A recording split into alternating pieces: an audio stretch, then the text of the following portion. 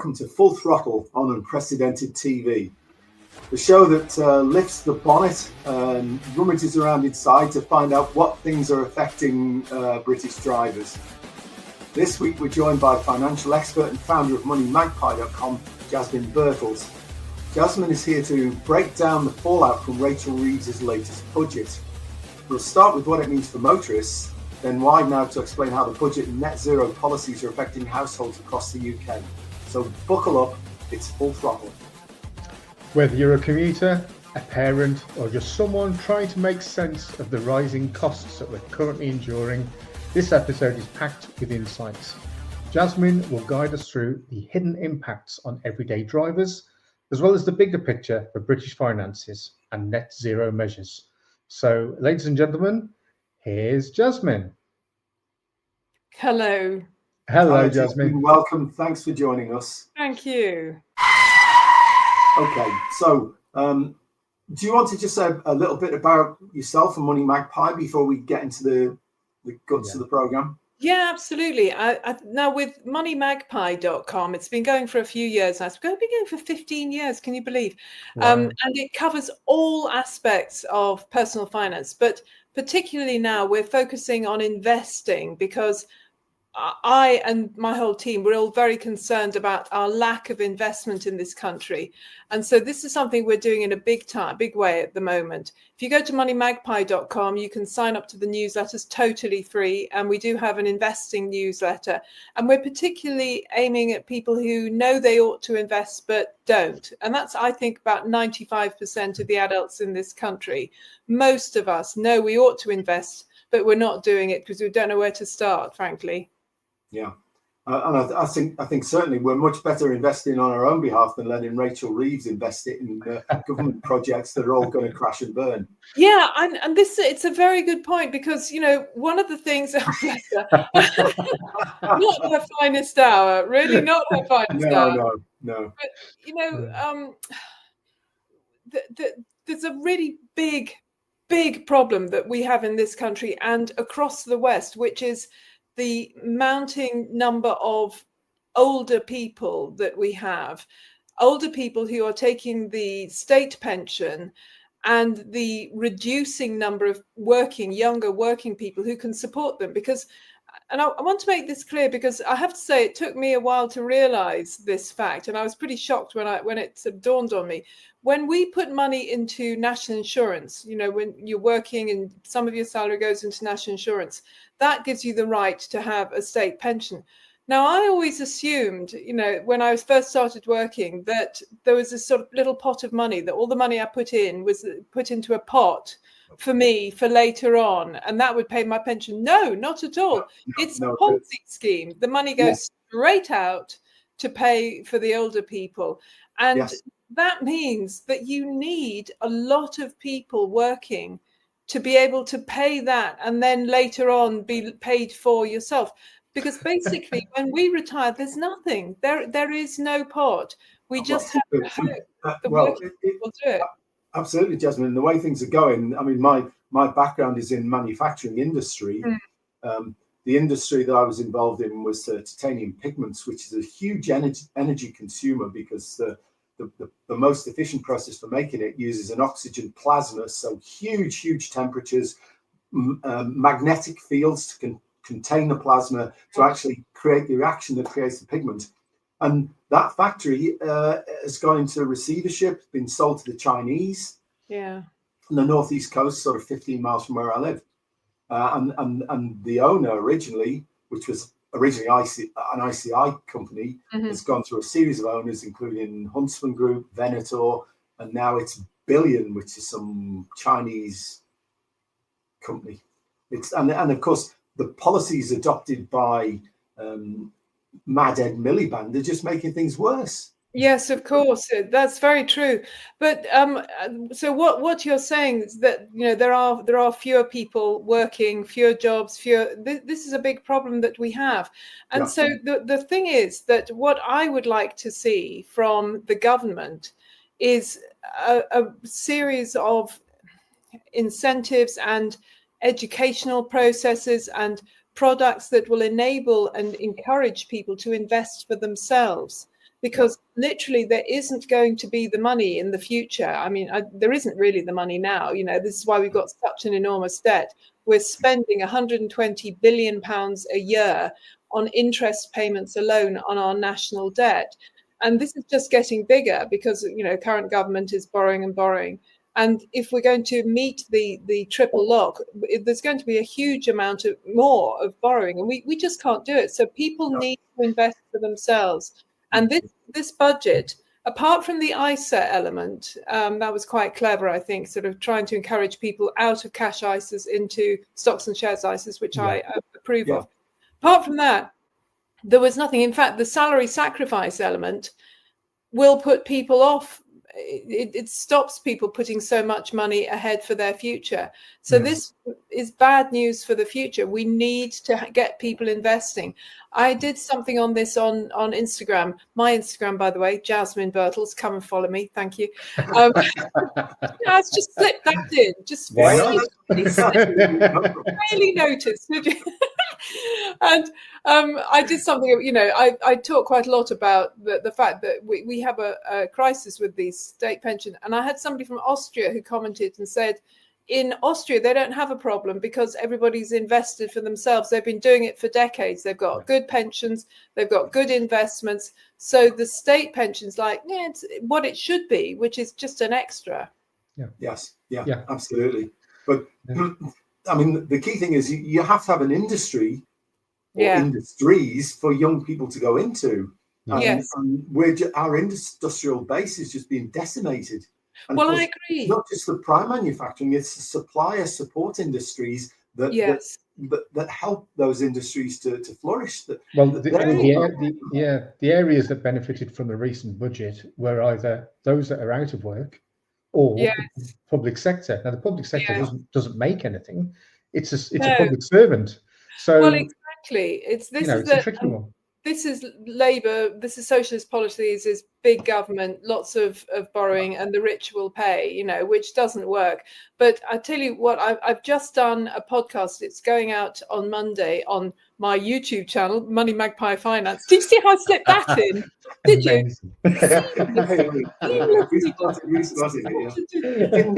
Money Magpie Finance. We picked up on it. Just Charlotte, charge her for an advert. Well, I interviewed the economist Vicky Price, who's a good woman, and she has written a book with a friend of hers, Andy, and I've forgotten his surname, but another economist, and it's called Mismanaged Decline. And it's sort of the things that politicians say which aren't true, and what they should be saying and they can't because they would be thrown out if they did, etc. One of her big themes is that we need to have manufacturing, that being a service industry country is not good enough. And of course, you look at Poland. Poland is doing phenomenally well. I mean, it's going to be potentially it's going to be the biggest economy in Europe in a few years' time. Well, getting past Germany. I mean, Germany's pretty much destroyed itself with its net zero nonsense. Exactly, following the same policies as Netherlands. Oh, it's insane. So, but with Poland, they didn't get rid of their manufacturing. Vicky was telling me that for a long time they were producing stuff specifically for Germany. It's ironic, isn't it? Because they were producing them cheaper than Germany, but now they can do the more expensive stuff. They're doing it, worldwide. It's an absolute powerhouse. And we could be that. And it gives the lie to the idea, which I've subscribed to for so long, that we can't compete with Asia. Well, Poland shows that you can. If you're going to do, you actually, if you have the will and you're going to do the work, you actually can compete. And we've always been known, well, for a long time, we've been known for high grade manufacturing. I remember years ago doing a talk for the Cast Metals Association. See, I know how to live. Very glamorous life I live. Thank you very much. And they told me that the British manufacturers did the high-end stuff, particularly for the Formula One cars and all that. So that's what they were known for. I don't know that they're known for that. I don't even know if there are many cast metals companies around anymore. I mean, that was about 15 years ago. So, I think they've been under continuing and intensifying threat because of energy costs, basically. Yes. Insanity, absolute insanity. I mean, we're talking the same language here. It makes me so furious that we have not only the most expensive energy in Europe, the most expensive energy in the world, it seems. And as you say, Mad Ed Millipede, he's trying to make it even worse. I think it's very clear to more and more people that net zero is a complete con. One of the many cons we've had, in the last decade or so. I mean, COVID being the biggest, in my opinion, but net zero probably, equal in size because it affects the whole world, certainly the whole of the West. The developing countries, they're a bit more sensible, ignore it largely. But, we think we know better. Clearly we don't. I mean, we as an organisation, Brian, we acknowledge that the climate is changing, but it always has. Yeah, exactly. This is just part of the cycle of what's been going on for thousands and thousands of years. But unfortunately, we're living in a time where we've got all the technology where it looks like a problem. It's not a problem. It's just nature. And there's nothing that we can do to alter it the way that we're going about doing it. And all that we're going to be doing by adopting the same as Germany have adopted is making ourselves bankrupt as a nation. We're crazy. And I do want to know who that benefits. Is it China?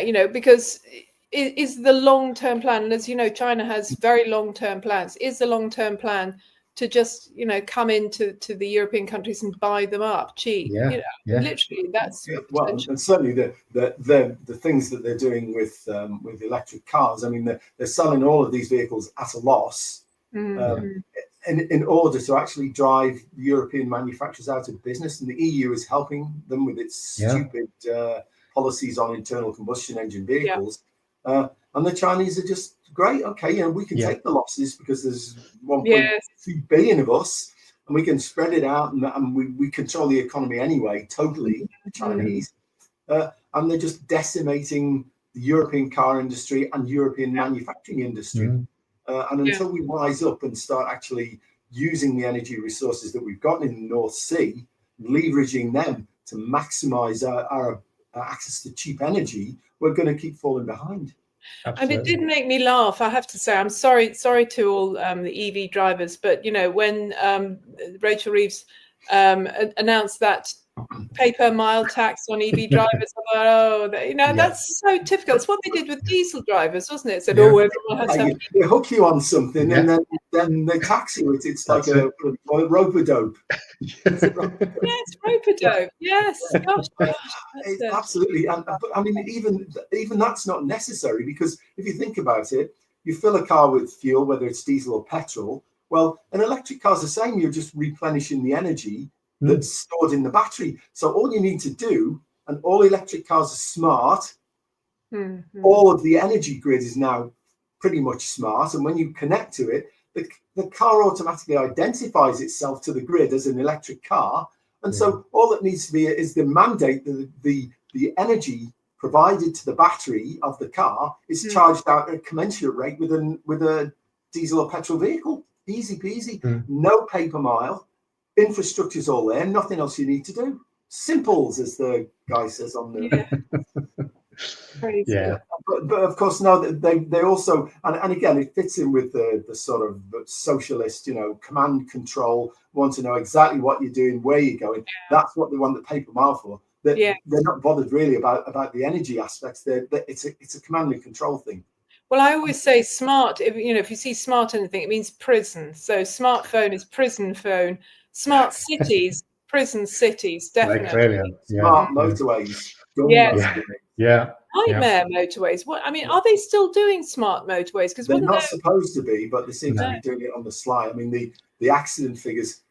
I remember being at a meeting with the Highways Agency in Durham, and I asked them what the accident rates were on the sections that were smart and on the conventional ones with a hard shoulder, and they wouldn't give me the figures. Right, it's that bad. So I had already formed the opinion that they were a death trap, and that's my thing. Nothing has changed that view. Yeah, they're a nightmare. Yeah. Anyway, we seem to we've delved quite nicely into this. We've got quite away from our original Never mind this. Don't worry about the script. No, whatever script. What script?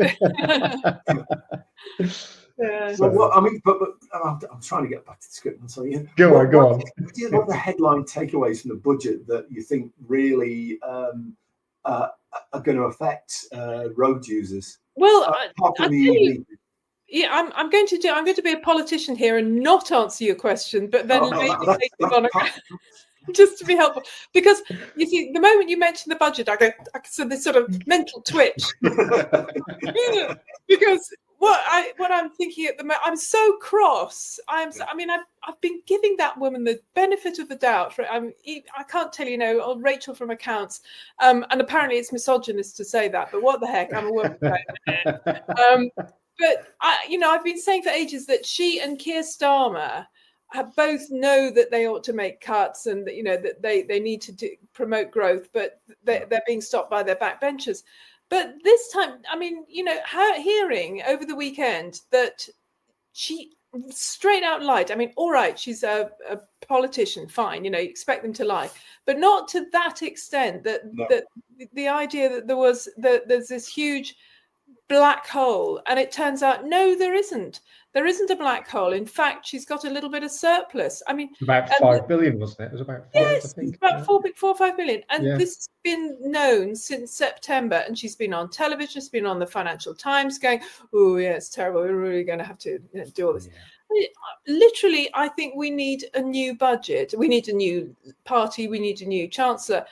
It's the whole thing. This is affecting our money. Drivers, non-drivers.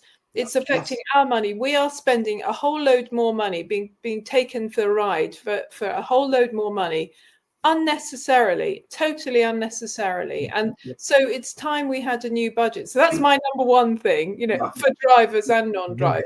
And it's certainly unacceptable to tax people more and use that to increase health benefits.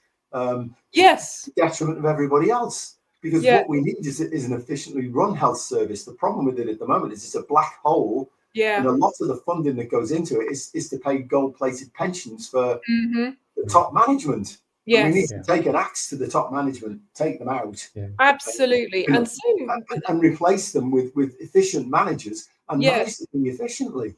Absolutely, and you're absolutely right about that. And when you were talking about the civil servants as well, our big government, again, we've got a huge problem coming down the track, paying the gold-plated pensions of the civil servants. Yeah, absolutely. And that's all gone up thanks, just in the last year, thanks to Labour giving money to their cronies in the civil service, etc. Yeah. It's very upsetting.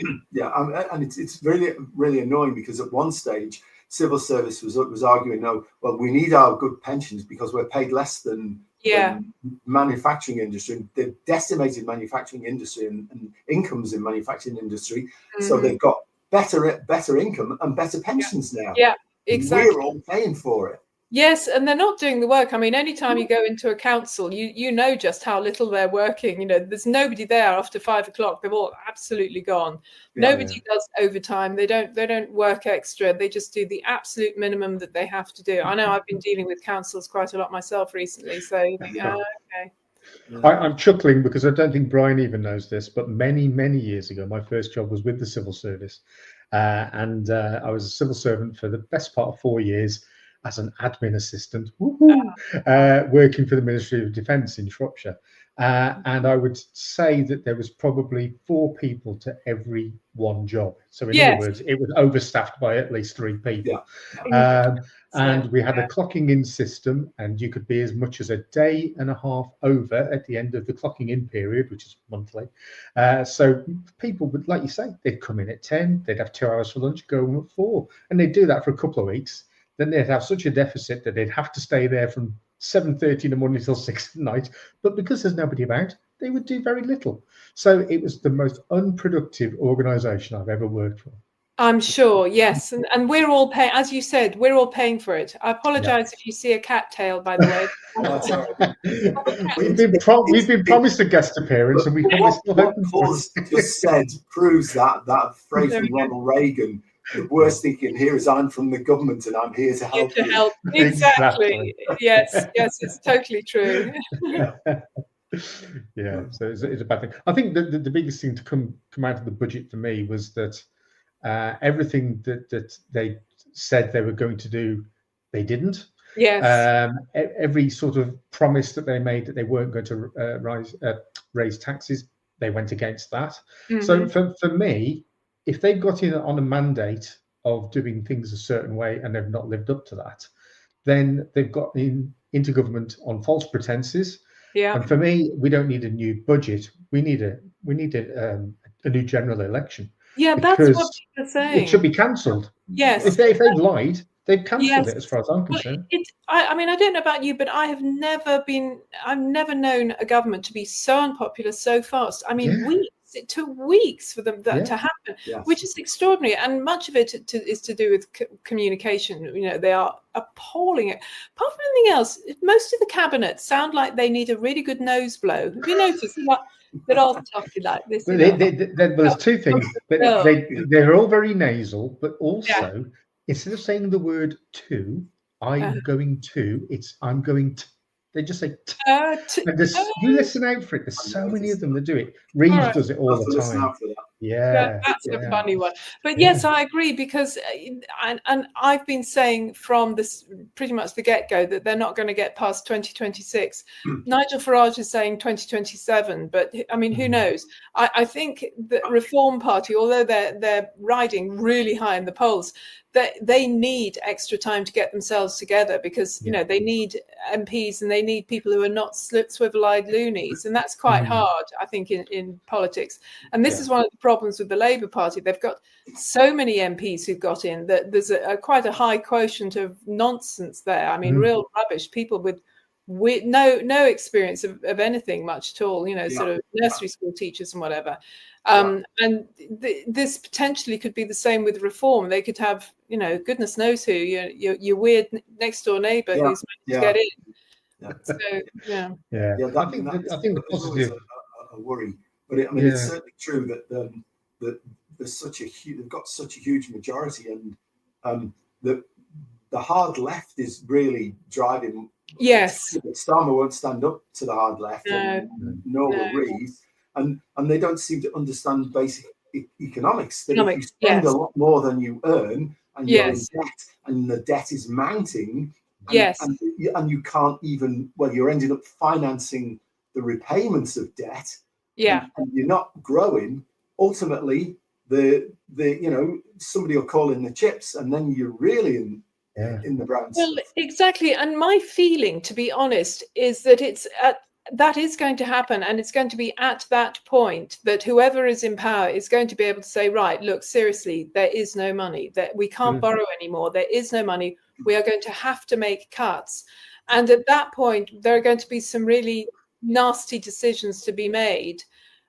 And some people won't survive that. I mean, literally, that's the way it feels, but it will be a proper kind of a reset, I think. I mean, the other possibility is that if by then there is some sort of CBDC, horrendous thoughts, central bank digital currency, they might bring that in and say, right, we're going to sort everything out by having a central bank digital currency, and then we'll have universal basic income to sort out some of the people who are on very low income, and that would be a nightmare, I think. It does feel that we're not far from that. In effect, that's what's happening in Europe now. You've not seen this thing that they're by, I think it's 2028, you won't be able to have any cash above 10,000 euro. And they will monitor what you're spending. And control it. Well, this is dystopian. It's socialism on steroids. It's amazing, isn't it? I mean, hands on heart here, I voted to remain in the Brexit vote. I'm now very pleased that we're out, and that's one of the reasons why. I mean, for a start, they're horribly in debt, and we could do without that problem there. I mean, we haven't made the most of what we could have done with our independence at all. But I'm glad to be out of that. But then as you say, with this, it's a dystopian situation. It's basically communism by the back door. And I suspect, if we carry on with Starmer, they will try and do the same here. Absolutely. if we get reform or something, then they very much, well, I hope they very much won't. You would expect them not to go, oh, we must do that because Europe's doing it, and Europe really knows what it's doing, doesn't it? Oh, Yeah, absolutely. But I mean, even there's, I think it's Slovenia has just passed a law that says that the use of currency is enshrined now in their law. Good. So they can't withdraw the currency because people are allowed to use cash. Good. Which completely knocks central bank CBDC on the head in that country.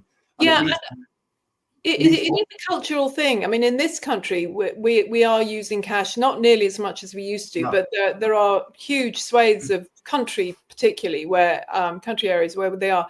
Germany, they use cash. It sounds, as you say, like Slovenia, they do. Swiss, the Swedes, as you know, they got rid of cash a while ago, and they wish they hadn't. It puts you in such a vulnerable position. Absolutely. All you need is one of those Cloudflare situations. All the systems go down. What are you going to do? Yeah, absolutely. And with the way things are going here with this digital ID idea and all your benefits and your health record and all the rest of it held in one place. Which will be hacked because we bought the code from Romania or somewhere. Yes, there'll be open doors. The whole economy is just going to fall over. It absolutely is. Yes, I'm fighting this at the moment. I'm a company director, and I've said to my clients, I'm really on digital ID.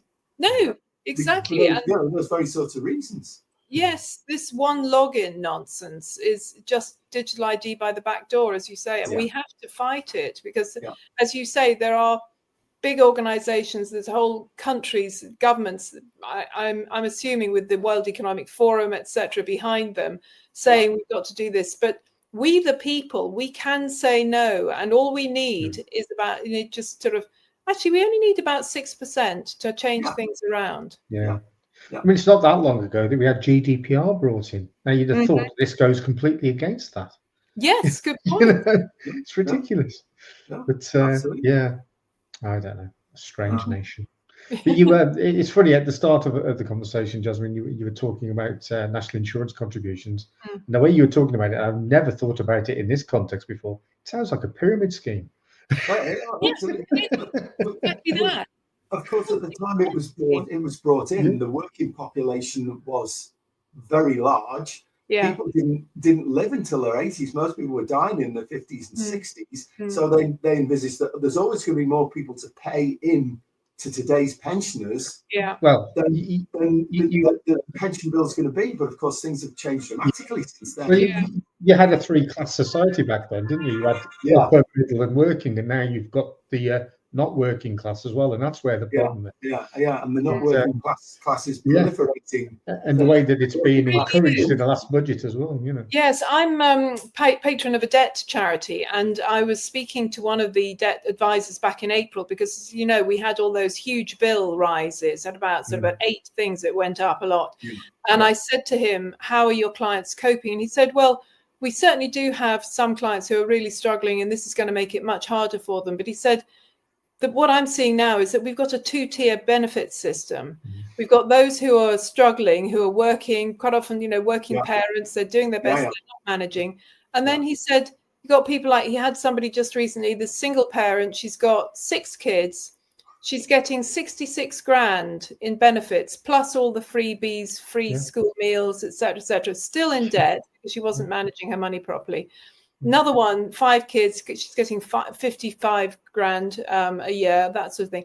And then he said he's getting clients who are coming in with a new car. And there was one who came with a new car, and he said, how'd you get that? And she said, oh, well, DWP told me that if I'm feeling anxious getting on the bus, I can just, get a new car.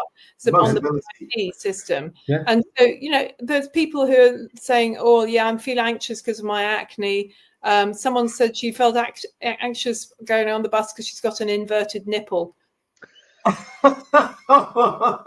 Gets a new car. I mean, what can you say? And this is happening every day. 300 new PIP cars are being given out every day. I mean, talking about, I've just realised, here are cars again. It's insanity. And I mean, it must be being pushed by the car manufacturing industry, because they're doing very nicely out of it. Yeah, they don't care where the money comes from. So it seems to have been a repository, particularly for electric vehicles. That they've been pushing those because, of course, it's government policy to try to decarbonise, as they call it. As an Oxford-educated scientist, the whole thing's just rubbish. That's for another programme, but basically it's nonsense. But how are you going to encourage people back into work when you're giving them such perks like that? Yeah, exactly. Well, exactly. And we have 9 million people who are economically inactive. So they're not working and they're not looking for work. We have another 1.5 million who are looking for work, but we seem to have only about 900 actual jobs. And, you know, on the one hand, we're looking at immigration to basically bring in more young working people to shore up the elderly. But you think, okay, why do we need these extra people? Because if we've got 1.5 million people and we've only got 900 jobs, we should be freeing up some jobs, really, you know. But the problem that we have in this country is we don't have people with the right skills. Our education system's shot. People are not being educated properly. They're doing stupid media studies or gender studies nonsense, you know, instead of learning, as you say, actual skills. And particularly, I mean, the NHS is run by foreigners, partly because we don't have the people with the skills. And that's an insane situation. We should be concentrating on producing enough people to run the NHS and to do it, and all sorts of, you know, manufacturing. The biggest problem with our education system, from bottom all the way, you know, from primary school all the way up to university, is instead of being taught how to think, they're now being taught what to think. Absolutely. And that's the biggest problem that we've got in the education system.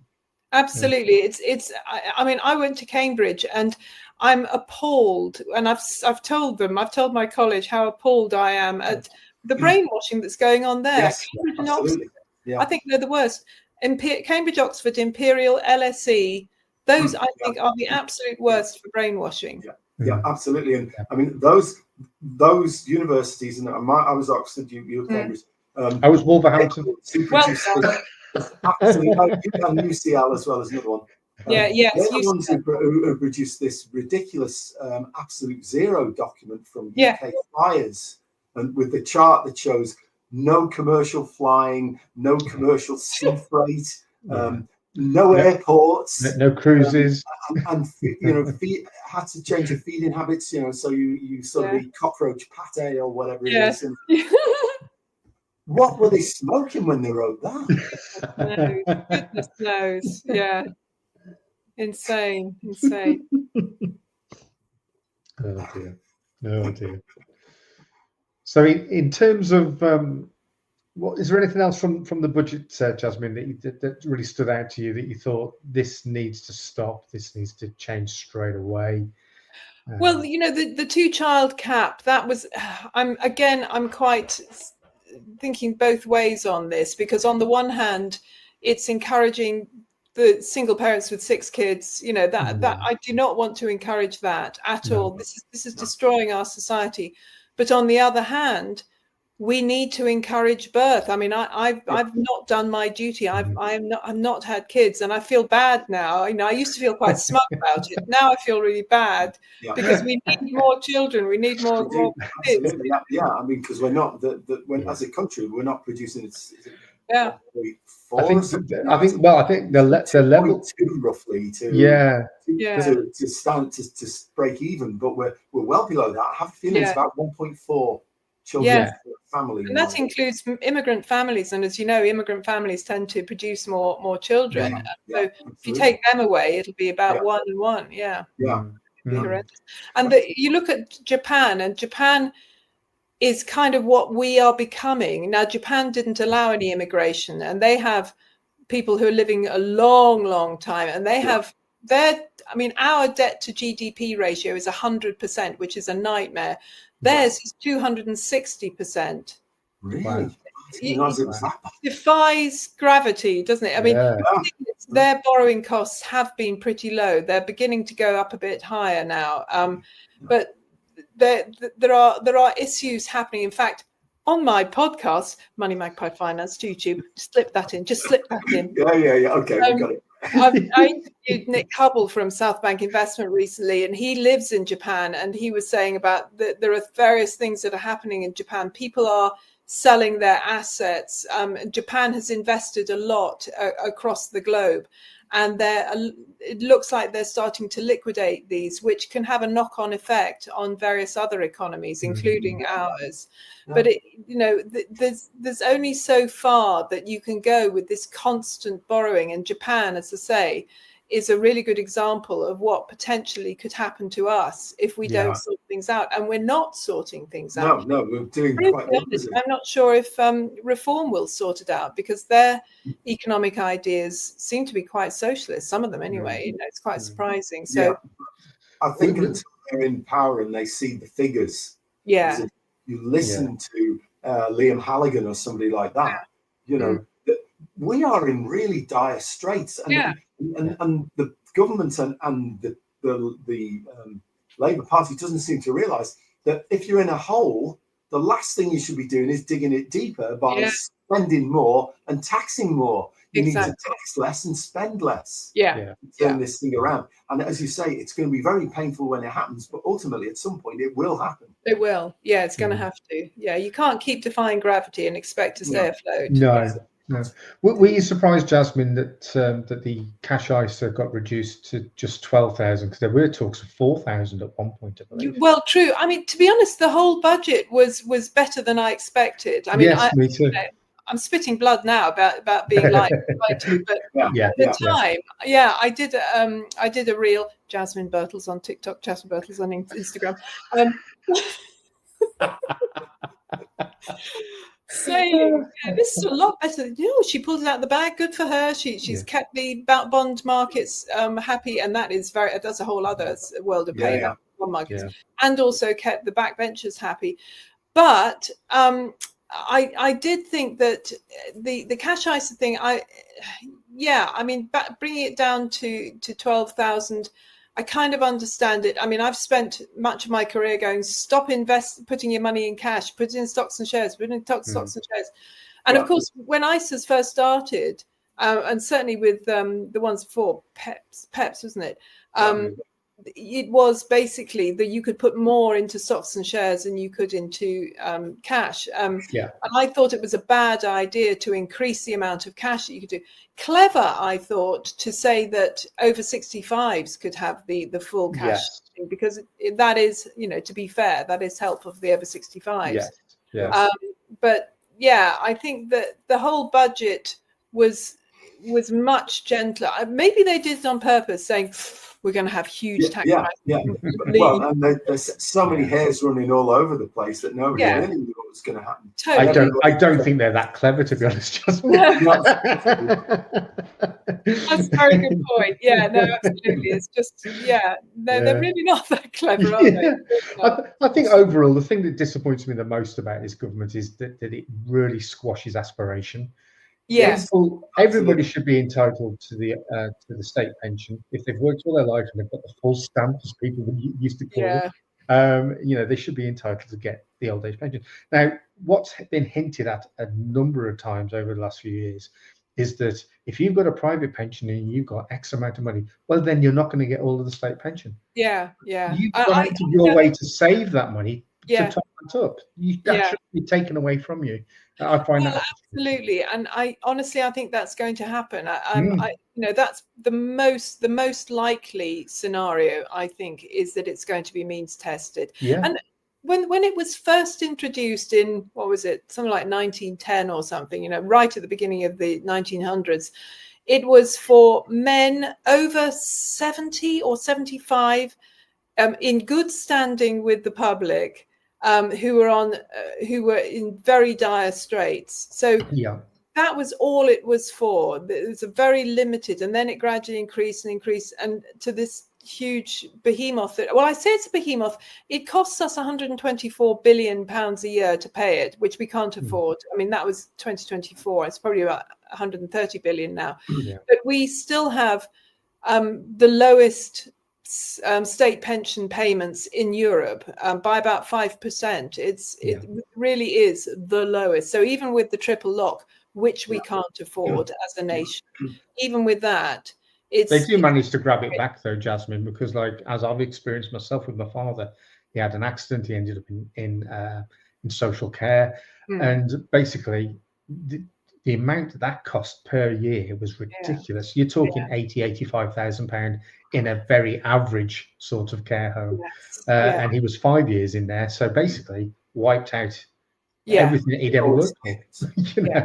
So they get it back. But it's an inefficient system, and all that does is entrenches the inefficiency and the waste and the mismanagement. Yes, agreed. We're having a visit from my cat. I've got 1.5 cats because I have this one and I have a stray that's visiting. Turns up sometimes. Needs his food.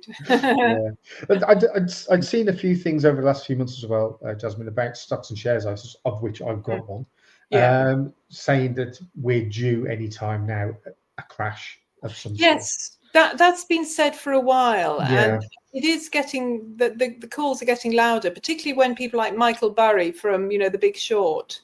Did you ever see The Big Short? And the guy who's played by Christian Bale. He has taken all his money out of the stock market. Basically, he's just shorting everything because he said, "Wow, it's so overvalued, particularly the big seven. Nvidia, Amazon. What's they call the seven, whatever. He's taking it out. Warren Buffett has huge piles of cash, and Warren Buffett was stockpiling cash in the years before 2008 crash. So these are two really, really top investors, probably the top investors that we have in the world, going, nah, not bothering with it. So it does feel like there is going to be some sort of a crash. When it's going to come, how it's going to come, we don't know. It's a bit like, they say, how did you go bankrupt? And they said very slowly and then suddenly all at once. Like that, we're waiting for it, and then suddenly, but it'll come through something that we weren't expecting. And it normally takes about 5 years to recover to where it was. Is that about right? I worry with the left-leaning governments that we've got that they will, and it wouldn't surprise me if the government's deliberately trying to crash the economy, cause a crash, so that they can go to the IMF. And then we're being meshed even more in Europe, even more than we were before we left. I think the question is who's going to go to the IMF first, because France looks like it's ahead of us. I mean, they are the one country that's in Europe that's doing worse than us. Their debt to GDP levels are 114%, and they've had about 3 governments in the last 4 years. So anytime they try and make a little cut, like going, oh, maybe we shouldn't have 235 days off in the year, maybe we should make it 230. Suddenly they don't have a government. It all crashes, and that's so they could go to the IMF before us, in which case, all the cupboards will be bare by the time we go there. Well, what's your thoughts about gold as an investment? I'm a big fan of gold, have been for a while. I'm pleased to say so. I've done quite nicely out of that. At the moment, I'm also very interested in silver, have been for a while. But a lot of people are saying, oh, gold's hit its peak. No, I really don't think it's about $4,000 at the moment, around in dollars per ounce. Really? I think it'll go to 10. I think it could easily go to 10. Which is not good news for the economy, because basically if gold's high, that means the world economy is shot. But silver is doing very well, and silver has much more of a use case than gold. That's the thing, as you will know from manufacturing, particularly electric vehicles, solar panels, pharmaceuticals, loads of things. And it was very interesting to see a few weeks ago that London, which is the place for physical silver, ran out. Totally ran out of silver, absolutely silver. You go to the silver vaults, you go, cupboard is bare, absolutely bare. They were chartering planes to come from New York to London to bring physical silver. I had a friend who ordered some Britannias, some silver Britannias. Took 6 weeks for him to get them. Usually you should just be able to get them over the counter. No. So the fact that it's so difficult to get physical silver shows me that there's a huge demand and nowhere near enough supply. Yeah. And I think it's quite possible that China, for example, at some point will be pulling up the drawbridge and go, Yes. we're not giving you any silver, we're keeping all of our silver. Yeah. Because they're doing manufacturing. As they've been doing with other rare earth metals and restricted supplies to America, which is why I a meeting with them to loosen things up, because these realised that they were going to run out of rare earths, and the American mining industry under Biden has been allowed to decline, and they've got to try and ramp it up again to at least give them a fighting chance. Exactly. Yeah. I'm guessing then that, Jasmine, that you probably think the best solution all round for your finances is to don't count all your chickens, don't put all your eggs in one basket. Always. There's a spread between ISA, pension, gold, silver, whatever, but have a mixed investment sort of scenario. Always. It's my number one rule for investing is spread your bets. Never put all your eggs in one basket, as you say. Have a diversified portfolio, which means spread your bets. And that's the thing. And if you've got it spread across various things, and I mean, I would definitely say gold, silver, possibly a bit of Bitcoin. Bitcoin's nice and low at the moment. It depends if you believe in it. If you don't believe I've never really understood that one. Well, that to me could just disappear. That's fine. Certainly, I would say some shares. You might make sure that it's not as big a section of your portfolio as it might have been before. So there's that. I would personally not go for gilts. Those are government bonds. I personally, I wouldn't. I mean, would you lend to this government? No, absolutely not. I wouldn't even give them a bucket full of bent washers. No, exactly. Property's an interesting one. I think property is, certainly in London, it's going to crash. It seems to already have crashed a bit. I mean, if the budget has made sure that it's not crashing horribly, because if we'd had the mansion tax being at 500,000, that would have been a problem. But so I think it's not going to be so bad, but it feels like it's already crashing. But then it will go up later. So again, I've heard property developers say, I've got a lot of cash waiting for when things get really bad, then I'm going to go in and I'm going to buy everything because it'll go up later on. So that's something that's being said. But of course, the worry is that some of the people buying that up will be BlackRock. Yeah, they're already doing it. BlackRock, Vanguard, Lloyd's, John Lewis, they own a lot.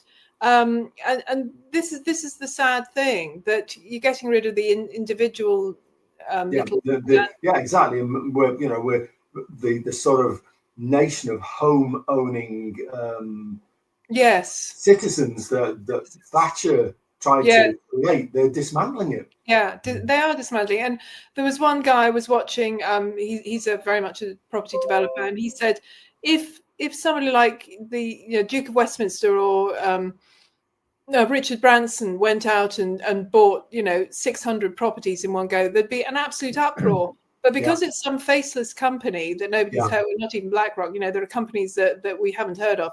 Nobody takes a fine bit of notice, and they should. They really should. Absolutely. It's very disappointing. Well, knock the stuffing out of Brian anyway. At least I haven't frozen up like yesterday, which was very that's true. No technical problems. Well, I don't think I've mentioned moneymagpie.com enough.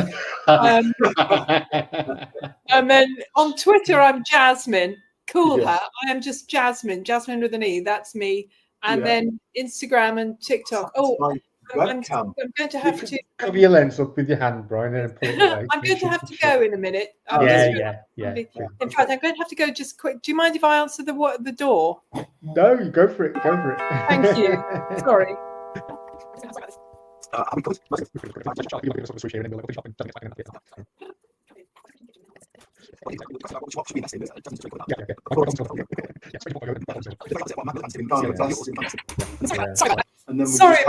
Sorry about that. Have we finished largely? We're just trying to summarise, and what you were saying about having a sort of a pluralist portfolio across a spread over a range of assets, and we were just contrasting that with Mad Ed, and where if it's not renewable. She doesn't want it. We're just trying to summarize, and, Yes. and what you were saying about, having a sort of a pluralist portfolio across a spread over a range of assets, and we were just contrasting that with Mad Ed, and where if it's not renewable, then he doesn't want it. Then you don't invest in it, and then you've got to hope for 24-hour daylight and 24-hour wind.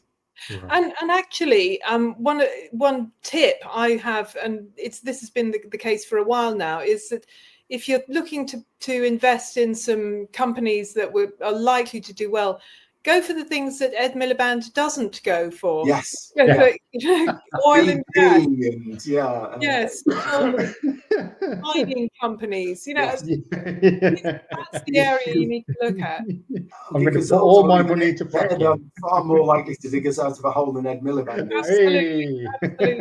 Yes, definitely. Well, Jasmine, it's been absolutely brilliant. Yeah, it's been a pleasure. It's been very enjoyable. Thanks. You must come back and we can review how things have gone. Yes. But when you had enough time for the gilt markets to digest the budget. But for now, you and your cat can go. Thank you. See you again. I look forward to seeing you again. See you then. Bye-bye.